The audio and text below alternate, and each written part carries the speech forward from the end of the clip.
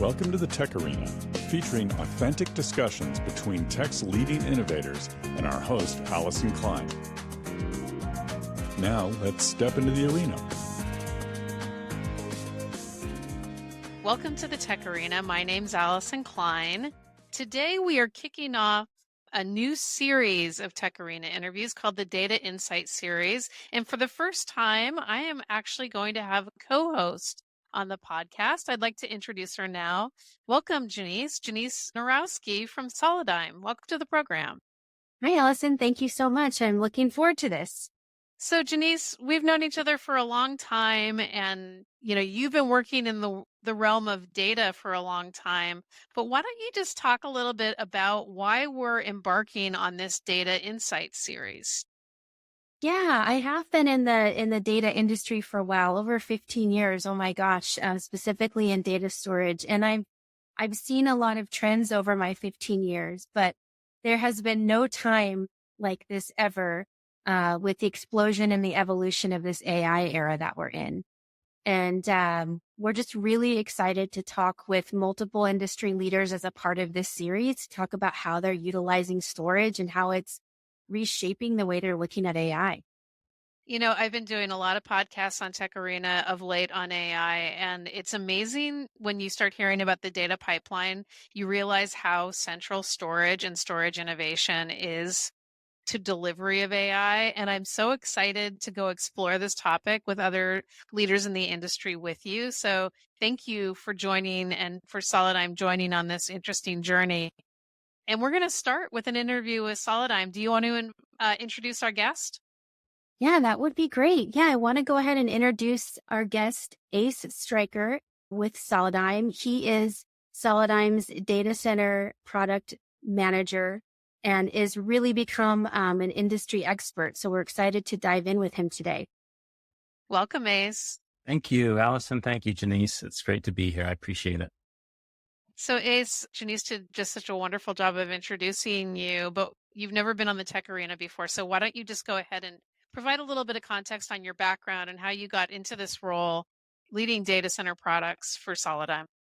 Sure. Yeah. I really came at this very early on, like in my teens, as someone who got into building my own PCs at home, right? So I like find the right parts and put them in the box and, watch the numbers go up or the frame rate of the games I was playing, as the case happened to be back then. And a long and circuitous route through undergrad and business school eventually led me to Intel, where I started in 2016. And I rotated around a few groups in Intel. I landed eventually in what was called the non-volatile memory solutions group, which is the NAND group at Intel at the time. And spent a few years there in a few different roles. I was a solution architect for the Optane product line.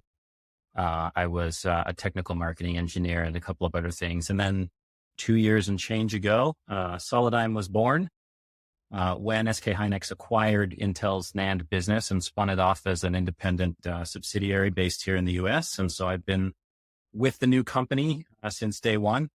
And up until recently, was working primarily on the client side of the business. I was running product marketing for all of Solidigm's client products, and just in the past 6 months or so, have jumped over to the data center side of life to try to learn what there is to learn over here, and help sort of steer the company's marketing strategy and direction as we get further along into the AI era, which I think we're gonna cover, but it's a very exciting opportunity. There's a ton of energy in this space. As you know, things are rapidly evolving.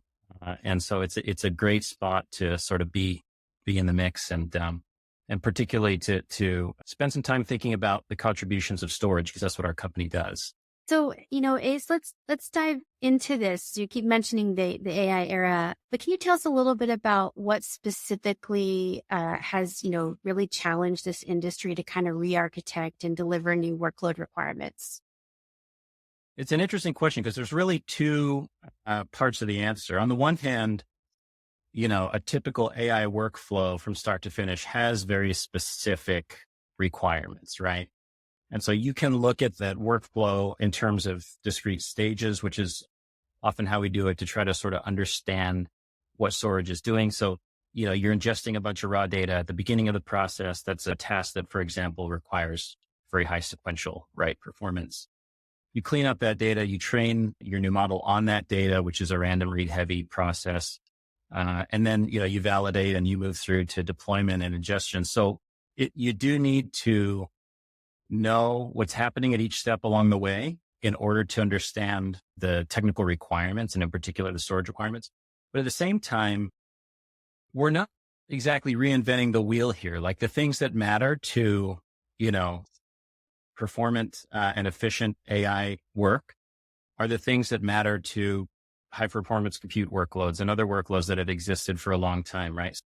We're talking about bandwidth and IOPS on the performance side. We're talking about capacity, which becomes more and more important in the AI world as these training data sets get bigger and bigger and these models get more and more sophisticated with billions and trillions of parameters now. We're talking about quality and reliability, things like annual failure rate and Uber. And these things have been around for a long time and they matter very much in AI. These are not new attributes of storage. What's new is mapping the things that storage vendors have known about and built their products on for a long time to these new workflows and understanding really at a deep level what an AI application is demanding of storage so that you can kind of build an optimal solution, whether you're trying to solve for performance at all costs or balanced price performance type of a setup. All these factors that we've been building products on for years are still the nuts and bolts of what goes into, determining how good an AI solution is. I've been talking with a lot of companies from around the industry about what this requires and was recently at Mobile World Congress talking a lot about the edge. And really, it involves change both in the cloud and at the edge. And you have a lot of experience delivering products in both of those environments. How do you differentiate the unique requirements across that landscape? And, is there anything that unique that you would say is really important to dial in for one of those environments over the next few years? Yeah, certainly, the more work you're trying to push to the edge, the greater your constraints will be, right? In terms of space and power delivery and thermals and all this stuff. So, in a very conventional infrastructure, everything, is done in the core data center from that ingest and pre-processing through the training and deployment. And a classic example, is ChatGPT, right? This is one that we're all familiar with, but you're providing inputs to the model. And that inference is happening centrally, and then the results are being delivered to you in a typical deployment. Now that's changing over time because hardware innovations, software innovations have enabled more and more of that work to move to the edge, so that you're distributing your work now, and perhaps you're still training your model centrally, but all the inference in a use case like think about security cameras as an example, or self-driving cars, or there's a bunch of them out there where you need split second real time inference to occur. You can't afford to send that data back to a data center, for the processing and the insights to return to you. Your latency requirements are almost zero, right? As we move along and as this industry matures, the technology is supporting a move where more and more of this work is done closer to the end user, closer to the edge. And that creates all sorts of challenges and opportunities from a product perspective, right? Whether you're making the storage devices like we are, whether you're making accelerators, whether you're making purpose-built servers, you begin to have to think about how do these things live out there in the edge where, you may not have a rack to put hardware into. As an example, one of our partners is Supermicro, and they make a purpose-built server thing that literally hangs on a telephone pole, right? And it's built, it doesn't look like a typical kind of traditional server because it's built for a very specific use case. Our products go into that, but it forces us and the other companies we work with in the ecosystem to reconceive these things really from the ground up and try to understand, okay, how do we accelerate that trend where we see more and more of our partners and end users demanding faster response times, perhaps greater capacities at the edge for archive requirements. And so it's very much an evolving thing, like so much in AI these days, but we expect that to continue in years to come, where we're moving to more and more of a distributed model. And the work, quote unquote, in an AI workflow from start to finish may happen in a number of different locations, right? As opposed to being all in the core data center by necessity. Yeah, Ace, and you and I, we both come from, a compute-based company, right? Be it Intel. And we know that so much of the industry today is really focused on compute and the performance of that compute. And then we've also heard, and we know this to be true, right? There is no AI without data, right? And access to a lot of that data. So can you dive in a little bit more to how you see storage really playing a strategic role? Yeah, absolutely. I think generally, most people, listening to this, when they think of an AI server, the first thing they're going to think about is the GPU, right? And there's great reasons for that. You don't get a lot done in AI without high powered GPUs. And in fact, the numbers that we've seen suggest anywhere from, 60 to 90% of the spend on AI servers is going straight to accelerators, right? And so it is an important consideration, but, a model is only as good as the data you feed to it. And that data is only as good as the storage that it lives on. And so it turns out that storage plays quite an important role in the process, from really high capacity drives that support the use of giant data sets for training. We see, as an example, LLMs, a lot of them built on Common Crawl, which is sort of a corpus of information gathered from repeated scrapes of the whole internet over time. And it sort of boils it down into a bunch of pages. And if you were to train a model on the full Common Crawl corpus, you're talking about something like 15 petabytes now, and it's only getting bigger, right? So storage is necessary to facilitate training these more sophisticated models on these huge data sets that are required. And then when you're in the training stage of the workflow, the name of the game is GPU utilization, right? So you've spent a lot of money on these great high-powered compute parts in there. You don't want to starve them for data in the midst of a training process, right? That would be suboptimal for a lot of reasons, from wall clock time to the way you're spending your money. But training some of these larger models can take weeks, even months, we've seen, for a single training run. If your GPUs are not highly utilized, meaning they're not being fed enough data quickly enough from your storage, you're harming what we call your TCO, your total cost of ownership. That's one of the ways we think about efficiency. You're also, getting things done either later or accepting a suboptimal outcome. And so there's a capacity piece, there's a performance piece. There's, of course, endurance is always a question in any intensive workload. Quality and reliability, which I mentioned earlier. We have a great video on our website, which I'll just plug briefly, if that's all right. We have a landing page at solidigm.com/AI.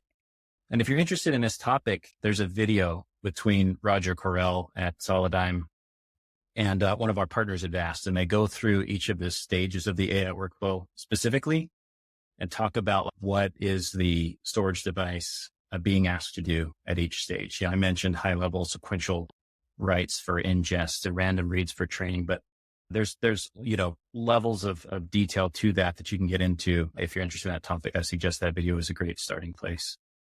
So Ace, you've talked a lot about the data pipeline, and obviously there is a tremendous amount of data that's being processed. How much of that is being done on traditional spinning disk hard drives? And how is this going to change the market as we continue to see the migration to SSDs? Hard drives are still a very big deal in this market. It depends on who you ask, but we've seen numbers that suggest up to 90% of the data used in AI workflows is still held on mechanical disk drives today. And that's primarily driven by the upfront cost of the hard drive being lower than a typical SSD, right? A lot of procurement folks at companies that are building, AI infrastructures ask one question, which is what's the cost per gigabyte, which makes sense to ask, right? And they'll say, okay, load me up on hard drives then for a lot of the work we at Solidigm have a different point of view, as you might expect.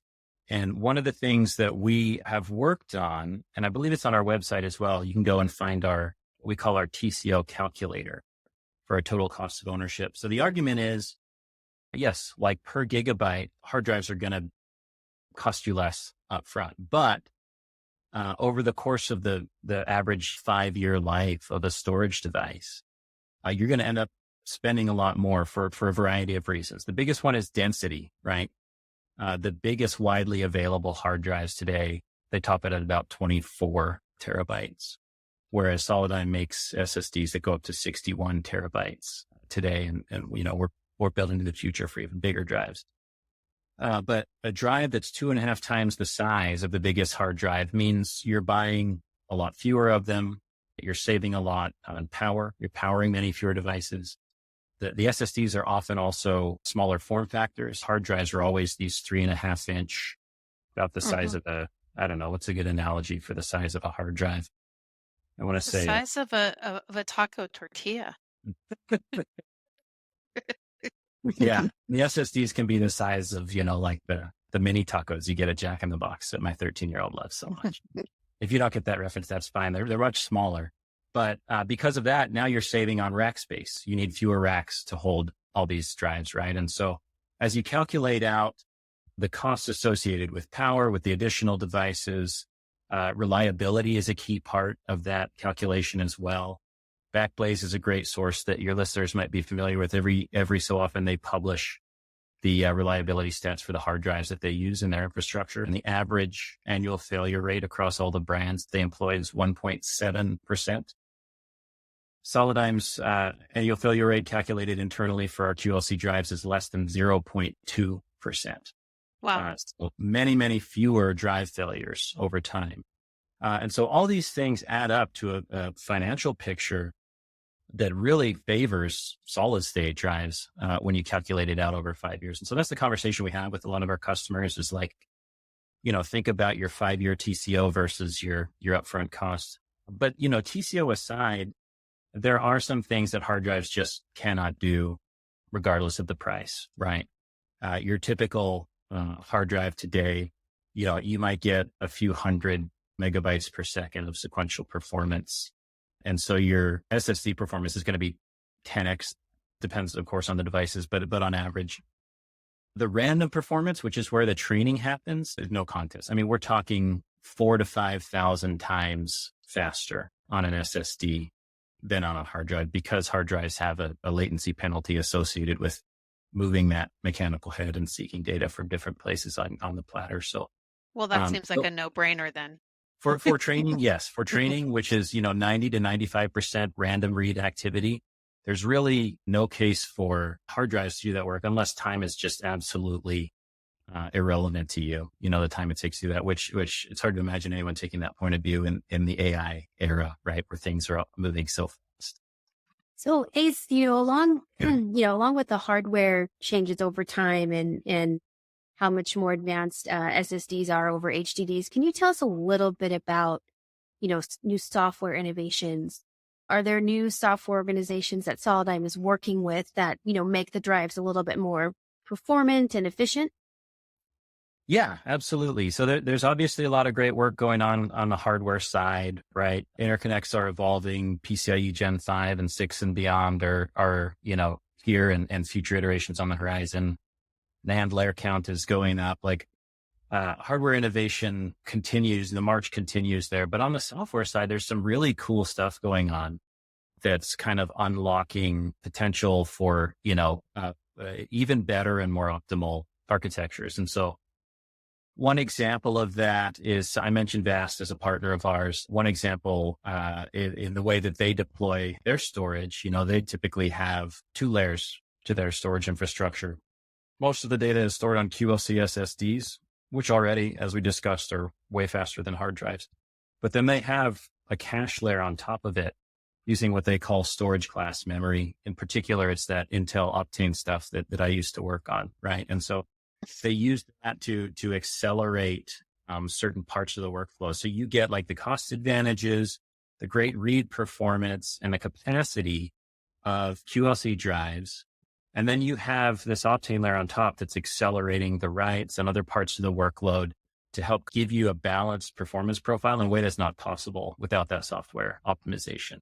And they're not the only ones we see doing that. They do it really well, but we actually have our own solution that helps people build a similar kind of architecture. It's called the Cloud Storage Acceleration Layer, which is a mouthful. We call it CSAL. But it is an open source tool. You can go find it on GitHub and play around with it. But essentially, it allows you to intelligently direct new writes to, one device or another in a storage array. So if you wanted to take, for example, one of our really high density QLC SSDs, like the P5336, that's the 61 terabyte dude that I mentioned earlier, and you wanted to put on top of that something like the P5810, which is our SLC super high speed write device on top of that, CSAL will essentially take care of the traffic direction, right? And it will say, okay, new writes are going to go to the SLC drive since that's what it's really good at. Reads are going to come from the QLC drive because it's really good at that and it's got tons of density.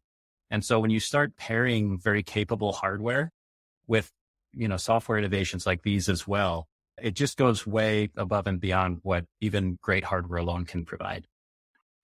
Now, you've provided a lot of data on why innovation is required to fuel this AI era. And I'm so glad that we started this series with you, Ace, because I really see massive transformation in the storage industry happening with AI. I mean, you can see, you've mentioned Supermicro, you've mentioned Vast, and there will be other partners that come on this platform to tell their stories. But the types of innovation are things that we haven't really seen in the storage arena before in terms of just dramatically changing what those platforms represent to the overall workloads. That starts with innovation within the storage media itself. And I'm very curious as to how Solidigm is approaching innovation in the core technologies to deliver the type of foundation that these innovative companies require. Can you comment on that? Yeah, to tease that out for folks really interested in what's going on at a media level, as you build a NAND device, you can choose how many bits you want to store per NAND cell within the device, right? That's a choice you can make when you're building a new drive. And that dictates a lot. So the earliest SSDs, the simplest approach was 1 bit per cell. We call it SLC. That's a single level cell. Super high performance, super high endurance, but doesn't store as much per cell, obviously, right, as 2 or 3 or 4 bits per cell. And so as you move to 2 bits per cell, that's called MLC, 3 bits per cell is TLC, 4 is QLC, for reasons that are hopefully apparent. The more bits per cell you're storing, the bigger you can go and the more cost efficient the device is. But you're also making trade-offs, right? It's not a free play in terms of gaining all that density. You're making trade-offs in some ways in terms of performance and endurance. So it creates this tiered kind of product stack, right? Where we offer the SLC for folks who need, just absolute top shelf performance no matter what. We offer the QLC with the huge densities and really optimized for write speed. The benefit of Solidigm in particular, having been in this game for so long, or, our predecessor company plus Solidigm, is that we're now on the 3rd, 4th, 5th generation of many of these technologies. And so we've sort of figured out how to mitigate those trade-offs. If folks had an experience with a 1st generation QLC drive, they might have said, oh man, the performance here really took a big hit from the SLC devices that, came along 10 years ago.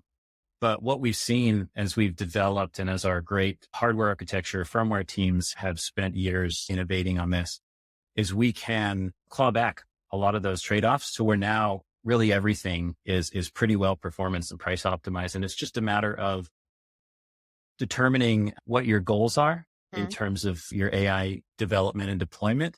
And then once we have a conversation about those and kind of figure out where you want to go, there's a huge product portfolio at Solidigm and a number of choices that we can make to deliver optimal storage fit for your architecture. Can you tell us a little bit, Ace, about where folks can connect and follow along with this series? Yeah, you bet. So please do check out our landing page on our website, solidigm.com/AI. We will also be this week at NVIDIA GTC. So if you want to reach out and say hello, please do. Happy to continue the conversation there. Thank you so much for being on the program. This is such an exciting moment for TechArena with this new series.